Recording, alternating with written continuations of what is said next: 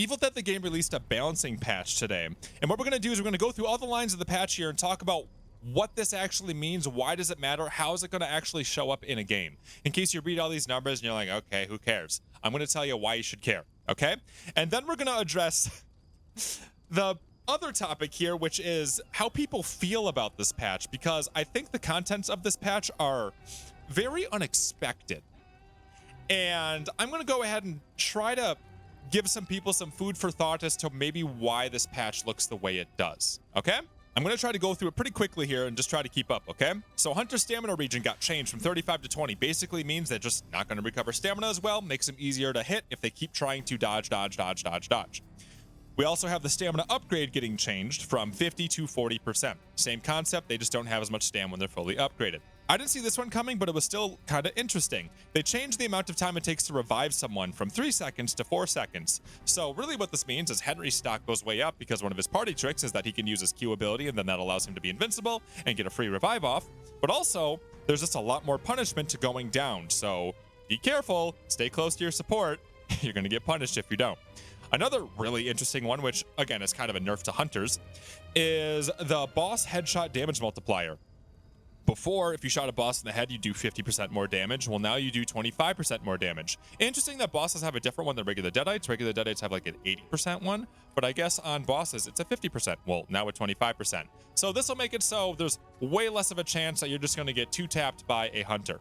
Okay, now let's move on to character abilities here. Leader Ash got a buff. His damage is now 15% on his aura instead of 10, which is really nice when you consider his level 25 skill that doubles his aura effectiveness. So at level 25, he gives you 30% now instead of 20. Annie got a huge buff. Annie's aura bonus went up from 10% to 25% on her howitzer skill. Now, something to keep in mind here, and this is going to be something we address a little bit later, is really what just happened with Annie here, right? So if you go ahead and you take a look at Annie here, you'll see the howitzer skill, and it says 25%. Cool, just like they said. However, you'll also see stuff in here like it says her damage with her active skill is 100% extra damage, which is still not true. I already tested that. So what I think is going on with this patch in general is, since it didn't come out as a downloadable update, this was something that they just did on their side. You didn't have to download a patch or anything. In my mind, the point of this patch, and really what they're trying to do here, is work within the constraints that they have, maybe from a platform standpoint, to try to address some of the issues that they are finding cropping up in their data. They see this problem, and they're doing what they can to address things on their end, rather than going in and doing a bunch of bug fixes, which is what people think would make sense to do first, right? Fix bugs and then look at balance. I don't know that they can right now. That's my guess. My guess is that they really want to do it that way. Give them some credit, give them some benefit of the doubt, right? I bet you that's what they want to do. But it's not always that easy. So I think that they're changing things on their end with the resources that they have or the constraints that they have, which is why Annie's not fixed here. And I'm not so sure that Kelly's fixed here either, but they did change Kelly to try to temper down what she's doing here. There's a bunch of bugs in the game that probably still exist that should be addressed but aren't yet. So what that's going to require is just a little bit more patience while they try to get things sorted. And again, I really want to stress this. I get how frustrating it is as a player to go ahead and see stuff with patch notes and you're like, why didn't they just do the other thing? I guarantee you that the people that work at these companies feel the same way. I guarantee you. They're like, oh, why can't we just do it this way? People are going to be so mad. Trust me, they're right there with you, okay? Now, let's keep moving here and talk through a little bit more of this patch. Arthur here actually got a nerf. His melee bonus damage was changed to 20% from 30%. Honestly, I don't know that Arthur needed that. One of the big pain points with Arthur right now is that he's bugged as well and that he provides range damage with his auras. But I guess they felt like Arthur was overperforming. Kind of weird. Now let's go to Warrior Ash here. Warrior Ash got some big nerfs, but frankly, he kind of needed it. So shield explosion damage changed from 200 to 125, which puts him much more in line with how Scotty is right now. And then his Wise Man's Potion got a huge nerf. So the duration was nerfed. It's only 20 seconds now. The cooldown was increased to 80 seconds. And the damage reduction, this is the big one. The damage reduction got changed from 50% to 30%.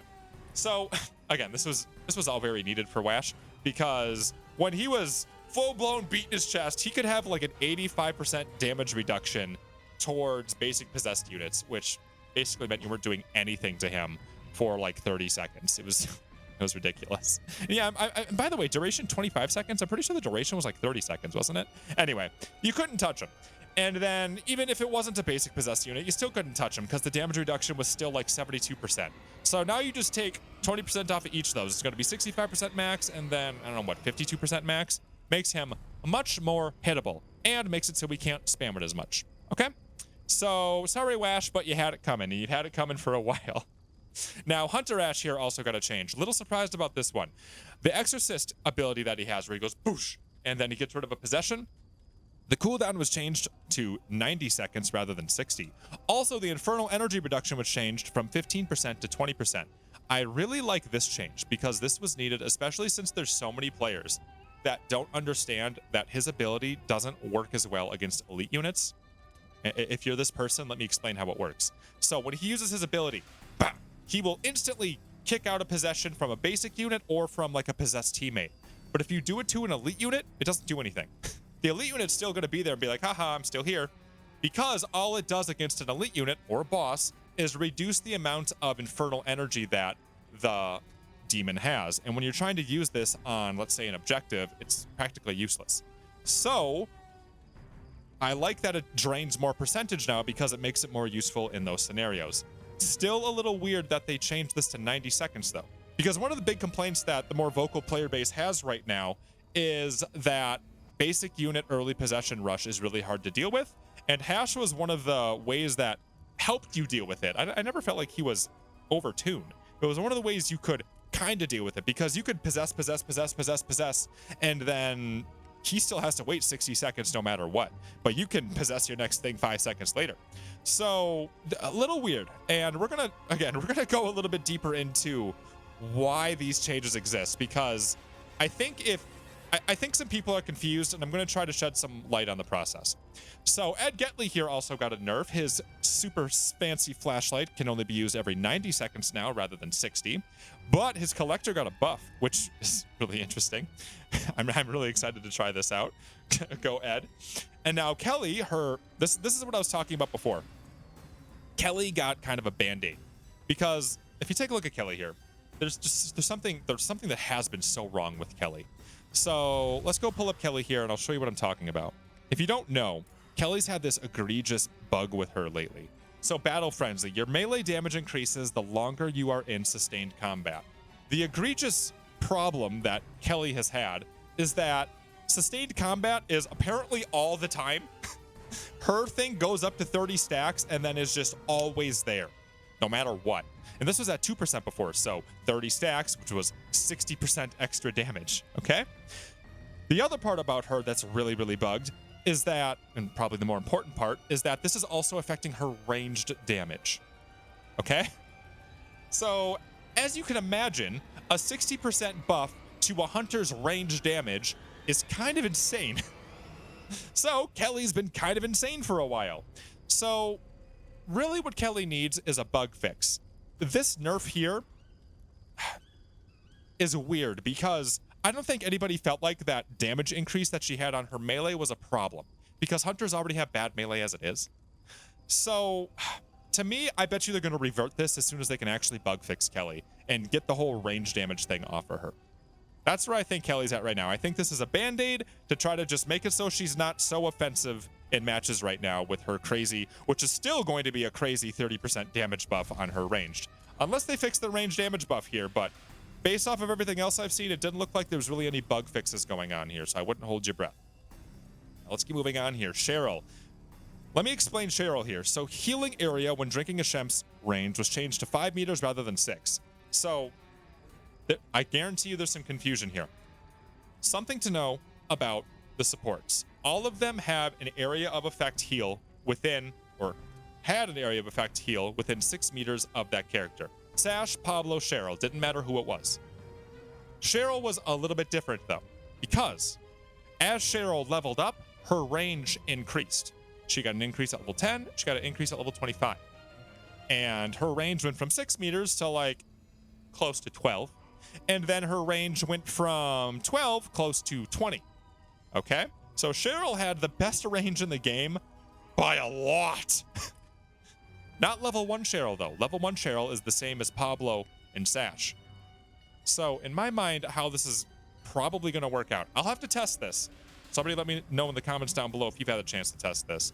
But my guess is they're nerfing Cheryl's base value. So level 1 Cheryl is definitely going to feel the pain. But then level 10 Cheryl, she might not have like a 12-meter range. It's probably going to be, I don't know, 9 or something. And then level 25 Cheryl's not going to have like a 20-meter range. It's going to be closer to like probably 15. I'm just guessing what these numbers are going to be. But I'm assuming Cheryl's still going to have the best range in the game. It's just not going to be freaking 20 meters, okay? So, puts her more in line with Pablo and Sash. In my mind, this is the backwards way to do it.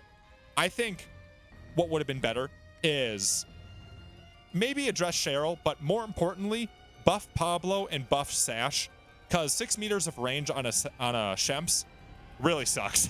And it could be a little bit wider. I think that would have been something that players really enjoyed. Anywho, let's move on to these other things here. Skills, last chance, deadly up close, and staying power. Every single one of these is a nerf for the hunters. Okay? So let's go ahead and take a look at these. So last chance, deadly up close, and staying power. If I pull these all up, you'll see them all kick in, and I'll tell you what you should do with this information. So here, let me pull up, I guess, Ed here, right? So with my Ed here, I had last chance, and if you don't know what last chance was, it's the last bullet in the gun does extra damage. So this is really nice on double barrels and boomsticks, which are probably the most scary weapons for a demon as it was, but it's also really nice on like a crossbow or a blunderbuss, something like that. So in my mind, what you could do with this information is just go ahead and take this out of here, frankly, and then just go stuff it into Wig Splitter, because why not? These two were pretty close anyway in terms of which one was better. I preferred this one because I wasn't always getting a ton of headshots and I was using a shotgun, but now it's just more incentive to aim for the head. Now, the other one that got changed here is deadly up close. Not really sure I'm going to move this one, but deadly up close is the one where you're really, really close, like within 5 meters, you do extra damage, which was also really nice for shotguns. And then finally, the one that got changed was staying power. And previous to what we said before, the stamina thing is getting nerfed on the hunters. But again, hunters are going to just be better at dodging than a leader or a support or a warrior, as they should be. They're a rogue class. They are low HP, and then they are high damage, and they are high dexterity or mobility, whatever you want to call it. So they're just going to be better at dodging than Cheryl. Like, Cheryl can do like 4 dodges, can't she? 3 or 4. So they're not going to bring hunters down to support level. And also, to be clear, hunters have the worst HP in the game. At base level, they're tied with the support at 900 apiece, but hunters can't upgrade their health the same way that supports can. So they are the squishiest class in the game, so they need something to help deal with that squish, which is their dexterity and their dodging. Now, let's keep moving on to the patch notes here. We get to the demon side, and I really want to talk about kind of the whole theme of this patch here. But let's talk about what's going on here with the demons. So Infernal Energy region changed from 15 points per second to 20 during the Necronomicon phase. Honestly, I don't know that this really fixes the Necronomicon phase problems, but at least they're doing something about it. Skeleton Elite Arms health was changed from 100 to 200 because apparently their arms are mamby-pamby and they fall right off, probably because it's a skeleton. Possession level 5 got a buff, so they're going to have 50% extra health instead of 40, which, wow. And then Possessed Survivor Headshot bonus multiplier to other survivors changed from 1.7 to 1.2. This one's kind of a bummer. Because one of the things that you could really have a lot of fun with when you possess a survivor is if you got a headshot, you did a lot of damage. Well, they're actually nerfing that for the demons, Sag. Possessed Elite Deadite health changed from 2,800 to 3,000, and then also the Elite Skeletons got their health nerfed, and the Berserkers got their health nerfed. A lot of the health got nerfed. But you'll see in a little bit that it kind of seems like they're trying to change how players think about how to take these units down. Cars possession maintain energy cost changed from 0.5 to 0.3, so they should be easier to maintain. Also, the cost of possessing a car went from 100 to 60, which is a much needed change because cars were just out of control. Now, what this means is cars are going to be easier to possess, duh, but also they are going to take more damage. Because if, let's say you possess a car and then they start shooting the car to go ahead and get you out of the car as a demon, well, they got to hurt the car more, right? Which is going to make it so the cars are more likely to break. I don't know that this is really going to change the car meta. Again, I think this is a patch where band-aids, and they want to do a more full thought out, more full encompassing list of changes, but in the meantime, this is what you got. Increased arm dismemberment resistance for elite skeletons. So yeah, they just, those elite skeletons, they must have felt like they really had a problem with their arms. Now, on to specific changes for each one of the demons here, which it's all kind of the same, but specific for each of them. So the stun time has been reduced on all of them. So if you get stunned as a basic unit or an elite unit or really anything, instead of having to wait for a second and a half, it's only 1 second. And same thing with the balance bar. Their balance bars are thicker now. So in the case of the Warlord, instead of 300, it's now 400. I'm really happy that we have actual numbers for these now, by the way. Very nice. But it's going to be the same story across the board for all three of these. They basically made it so they're not stunned as long and they have more stun resistance or more balance bar HP, basically. Same thing for every single demon across the board. Now, let's talk about how people feel about this, okay? Because if you were to go ahead and take a look at social media channels, be it Twitter, be it Reddit, be it Discord, wherever people talk about this stuff, people are a little mad. Because what this is here is a big list of, or almost an entire list of survivor nerfs and then demon buffs. Especially on the specific topic of possessing units early in the game. Because having more balance bar HP makes you more threatening when you possess a unit. Because the big thing that really gets in the way of a possessed unit is losing all their balance bar and then being stunned for a while. And they took all of that and made it just not as big of a deal for the demon to deal with, which means that demons that can rush early with a basic unit possession rush have more power than they did before. On top of the fact that there was also a pretty hefty list of nerfs for the survivors. A couple of buffs, but mainly a bunch of nerfs, especially on the hunter side. Whew boy. So if we go ahead and think about why in the world would they do that one, the number one complaint coming out of social media channels is early unit possession, early unit possession, early unit possession. It's ruining games. Demons are coming in and wiping everything out. It's going ahead and turning players off from the game. You see these people with 300 win streaks. They have like a 99% win rate. What the heck? Why in the world would you go ahead and spit in the face of those complaints? That's how some people are reacting right now. Here's where I'm at with it. To me, what this means is a couple of things. One of the things they said is they are going to use data to inform their decisions. Something to keep in mind with data is you can do whatever you want with it. The company's going to have a goal in mind, and they're going to use the data to push themselves closer to that goal. One of the other things that they've talked about before is that overall, the win rates are actually pretty close to about 50-50. 50% of wins for Demon and 50% of wins for Survivor. Which might seem a little weird when you go ahead and consider that there's a lot of players out there that you'll see talk about their massive win streaks as Demon and how it's super easy to just smash through people really early. So if the win rate's sitting at around 50% though for Demons, but there's so many people that are basically stat padding at this point with a 98, 99% win rate, how is that possible? What that means is that for those players that have 300, 400, 500, 600 wins in a row, in order for the win rate to be at 50%, there has to be a lot of demons that are almost always losing, or a bunch of people who tried Demon for a couple of matches, lost almost every single time, and then completely abandoned playing Demon, which is a big problem and something they probably don't want, something they're probably trying to address. So, and then also, like when you think of survivors, you could also say that like a survivor team wins almost all of their games if they're coordinated too. That happens when we play on stream. We win almost all of our Demon games, and when we're in a group with a bunch of other friends of mine, we win almost all of our survivor games. So a lot of what this game is right now, and whether or not you do well, comes down to your game knowledge and your coordination. I mean, one of the things I'm hearing is people are saying, well, what about the solo queue players? Well, every Demon's a solo queue player. So they're trying to presumably help that side of the equation, especially when you look at queue times right now. It's been instant queues for Demons for a while. That means there's just not enough Demon players.